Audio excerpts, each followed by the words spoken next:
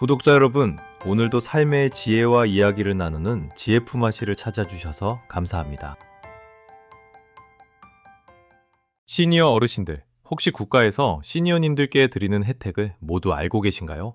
이번에 자세히 조사해봤는데 생각보다 정말 다양하게 있음을 확인했습니다. 그 중에서 중점적으로 확인하셔야 할 33가지 핵심 혜택들만 쏙쏙 모아봤습니다. 아마 내용을 보시면 아니 이런 것도 있었구나 하고 무릎을 탁 치실 겁니다. 바로 65세 이상이라면 조건에 따라 챙기실 수 있는 혜택을 정리해드립니다. 내용이 많으니 놓치고 있는 혜택은 꼭 메모하시고 오늘 20분짜리 영상으로 모든 혜택을 확인하세요. 혹시 자녀분들이 보고 계시다면 부모님께서 혜택을 빠짐없이 챙기실 수 있도록 꼭 도와주시기 바랍니다. 만 65세 시니어님께서 당연히 누리셔야 할 모든 정부 지원은 단순한 보조금이 아닙니다. 그것은 시니어님의 노후 생활을 지탱하는 중요한 지원책입니다. 일부 혜택을 놓치게 되면 개인 상황에 따라 수십만 원에서 수백만 원에 이르는 금전적 차이가 발생할 수 있고 장기적으로 노후 재정에 부담이 될 수 있습니다. 특히 시니어님들께서 가장 큰 불이익을 겪는 경우가 많은 부분이 세금 감면이나 의료비 지원 신청 시기를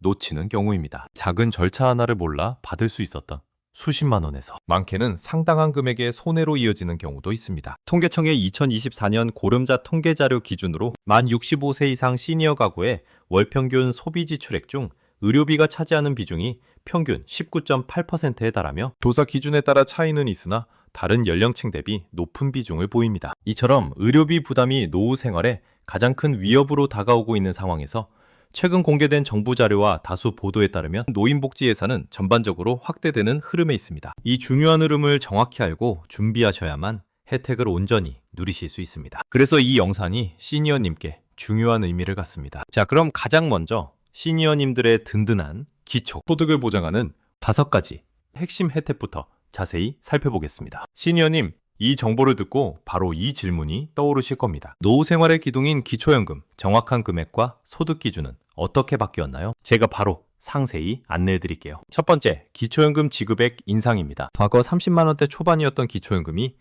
만 65세 이상 소득 인정액 하위 70%, 시니어님들께 물가 상승률 등을 반영하여 이전보다 인상된 수준으로 지급될 예정입니다. 이는 시니어님의 소득 및 재산 기준에 따라 달라지며 정확한 금액은 관할기관에 문의하여 확인하시는 것이 가장 좋습니다. 이 금액은 시니어님의 노후 생활을 지탱하는 튼튼한 집의 기둥과 같습니다. 기둥이 튼튼해야 나머지 생활도 안정되니 이 예상 금액을 중심으로 재정 계획을 세우시는 것이 중요합니다. 두 번째, 근로소득 공제 확대 혜택도 놓치지 마십시오. 이는 시니어님들이 은퇴 후에도 활발하게 일할 수 있도록 정부가 지원하는 적극적인 제도입니다. 기초연금 수급 심사 시 시니어님들의 근로소득 중 월 56만 원까지는 아예 소득으로 잡지 않고 공제해줍니다. 이 공제액은 시니어님들이 실제로 일해서 번 돈이 기초연금 수급 자격에 영향을 미치지 않도록 과거보다 크게 늘어난 수치입니다. 여기서 시니어님들이 가장 흔히 저지르는 중요한 실수가 있습니다. 바로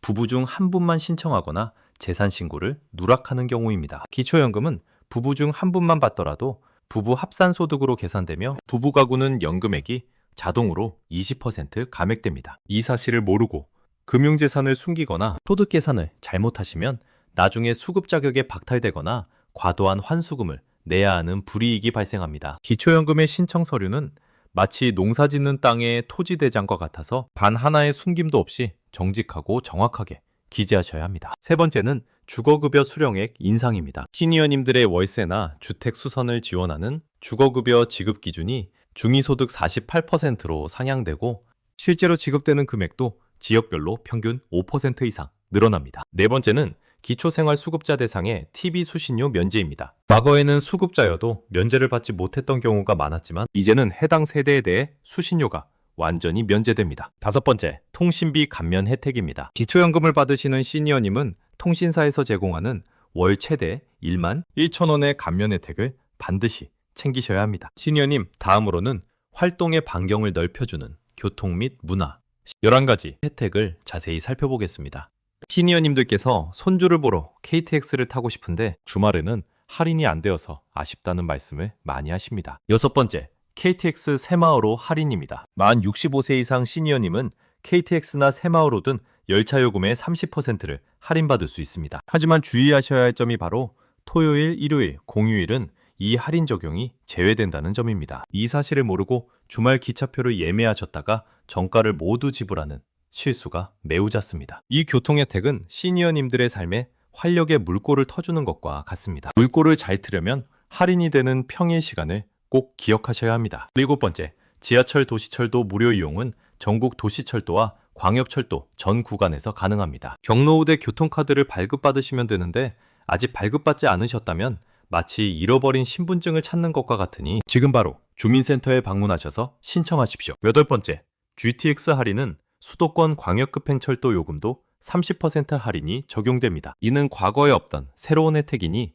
수도권에 거주하시는 시니어님께는 매우 유용한 정보입니다. 9번째, K패스 환급제도는 월 15회 이상 대중교통을 이용하는 분들에게 이용액의 30%를 환급해주는 정액권입니다. 그리고 10번째부터 16번째까지는 문화생활 혜택입니다. 국내선 항공요금 10% 할인, 국내 여객선 운임 20% 할인, 그리고 설과 추석 명절에 일반 예매보다 하루 먼저 승차권을 예매할 수 있는 특권 등 다양한 이동 편의가 있습니다. 사대공, 종묘, 조선왕릉 등 고궁과 능원은 모두 무료로 입장 가능하며 국립박물관, 공원, 미술관 역시 대부분 무료 또는 할인이 적용됩니다. 정부나 지자체 운영 공연장은 50% 할인을 받을 수 있고 일부 일반 영화관에서는 경로우대 시 5,000원에 영화를 관람할 수 있습니다. 특히 궁궐 무료 입장은 옛 어른들의 사랑방을 언제든 방문할 수 있는 시니어님들의 고유한 특권임을 기억하십시오. 다만 여기서 주의하실 점이 있습니다. GTX 할인, K패스 환급, 명절 예매, 우선권과 같은 일부 혜택은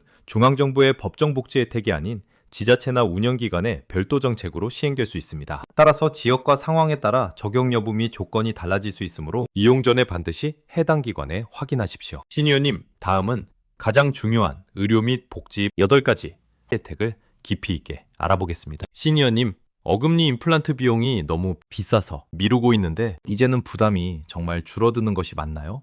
이런 질문을 많이 하십니다. 17번째, 틀니 임플란트 지원 혜택입니다. 임플란트는 평생 2개, 틀니는 7년마다 1회 건강보험이 적용되는데 2025년 기준으로 관련 제도에 따라 본인 부담률이 30% 수준까지 낮아진 것으로 안내되고 있습니다. 치과 진료는 마치 낡은 집에 지붕을 수리하는 것과 같습니다. 지붕에 문제가 생겼는데 수리를 미루면 집안 전체에 비가 새듯이 치아, 건강을 미루면 전체적인 건강이 무너집니다. 이제 부담률이 30%로 줄었으니 미루지 말고 치아 진료를 서두르십시오. 18번째, 생애별 건강검진도 놓쳐서는 안 됩니다. 만 66세에는 생애 전환기 건강검진을 무료로 받으며 골밀도 검사 등 노인 건강에 필수적인 검진이 포함됩니다. 19번째, 외래진료비 감면도 있습니다. 동네 의원급 병원을 이용하실 때 본인 부담금이 감면되는 혜택으로 가까운 곳에서 저렴하게 건강을 챙기시라는 정부의 배려입니다. 20번째, 치매 안심 서비스는 치매 선별 진단 검사가 무료이며 소득 기준을 충족할 경우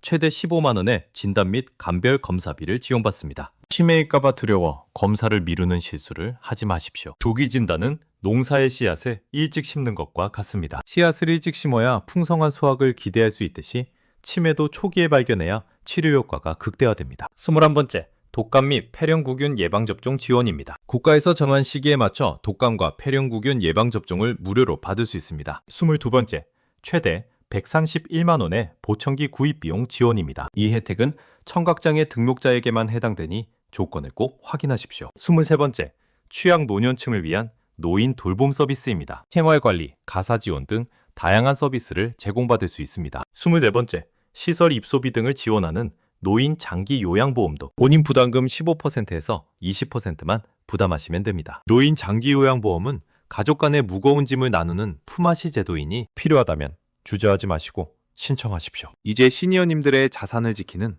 세금 및 주거 혜택 6가지와 새로운 희망을 드리는 일자리 및 교육 3가지를 마지막으로 알아보겠습니다. 25번째, 생계형 저축 비과세 혜택입니다. 납입 원금 기준으로 5천만 원 이하의 저축에 대해서는 이자 소득 및 배당 소득이 모두 비과세됩니다. 이 5천만 원 비과세 한도를 반드시 최대한 활용하십시오. 26번째, 종합부동산세 감면 혜택입니다. 65세 이상 1세대 1주택자이시라면 납부세액을 최대 80%까지 감면받으실 수 있습니다. 27번째, 상속세 공제는 인당 3천만 원이 공제됩니다. 28번째, 경로 우대 공제는 연간 100만 원, 만 70세 이상은 150만 원이 추가 공제됩니다. 29번째, 의료비 공제는 연간 700만 원 한도 내에서 가능합니다. 30번째, 주택연금 확대를 통해 더 많은 생활자금을 연금식으로 수령하실 수 있습니다. 마지막으로 33번째, 평생교육 바우처가 가장 핵심입니다. 연 35만 원 상당의 교육비용을 지원받으실 수 있습니다.